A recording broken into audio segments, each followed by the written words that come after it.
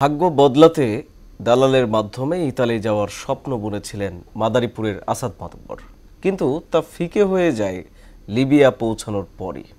স্বজনদের দাবি, নির্যাতনের পর আসাদের ভিডিও পাঠিয়ে কয়েক ধাপে ৪২ লাখ টাকা নেয় চক্রটি। তাতেও মেলেনি মুক্তি। অবশেষে আসে তার মৃত্যু সংবাদ। আরিফুর রহমানের প্রতিবেদন, জানাচ্ছেন মোহাম্মদ ওয়ালিউল্লাহ।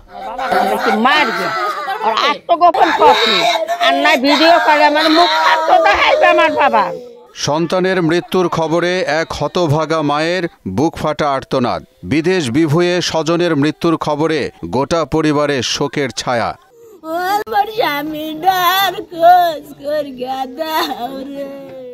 মাদারীপুরের ডাসার উপজেলার আসাদ মাতুব্বর ২ বছর আগে উন্নত জীবনের আশায় মা, স্ত্রী ও ২ ছেলেকে রেখে পাড়ি জমান বিদেশে। লিবিয়া হয়ে অবৈধ পথে ইতালি যাওয়ার জন্য চুক্তি করেন জিকরহাট গ্রামের রুবেল খানের সঙ্গে। ১৭ লাখ টাকা দিয়ে লিবিয়া পৌঁছানোর পর পাল্টে যায় দালাল চক্রের আচরণ। আটকে রেখে শারীরিক নির্যাতন এবং নদীপথে ইতালি নিয়ে যাওয়ার মিথ্যা আশ্বাসে হাতিয়ে নেয় মোট ৪২ লাখ টাকা।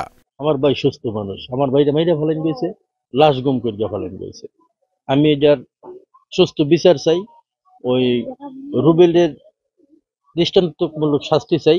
ওরা বলে মারা গেছে, মারা যাওয়ার পর আমাদের লাশ দেখানোর কথা, লাশও দেখায় নাই। আমরা একাধিক সূত্রে জানতে পারছি যে সে এখানে মারা গেছে। আমরা চাইতেছি যাতে আমার আব্বুর লাশটা যাতে বাংলাদেশে আনতে পারে এবং তার একটা বিচার হোক। টাকা নিয়েও আসাদকে ইতালি পাঠায়নি দালাল চক্র। এভাবেই কেটে যাচ্ছিল দিন। গত বুধবার খবর আসে স্ট্রোক করে প্রাণ হারিয়েছেন আসাদ। পরিবারের সদস্যদের অভিযোগ, আসাদের মৃত্যুর পেছনে দালাল চক্র দায়ী। কথা কইছে সুস্থ মানুষ, স্বাভাবিক কথা কর পর ৩টার খেলা ওরা ফোন দিছে, কয় কি স্ট্রোক করে মর গেছে। আমার স্বামী স্ট্রোক করে নাই রে, ওরা জোট করে মার গেছে। ছেলের মরদেহ ফেরত পেতে চান নিহত আসাদের মা। আমি খালি দাবি করি আমার বাবার লাশটা আল্লাহ যদি নিয়ে থাকে, আমার কোনো কৈফত নাই। এদিকে দালালের খপ্পরে পড়ে আর কেউ যেন আসাদের মতো পরিণতি বরণ না করে সে বিষয়ে সজাগ রয়েছে প্রশাসন।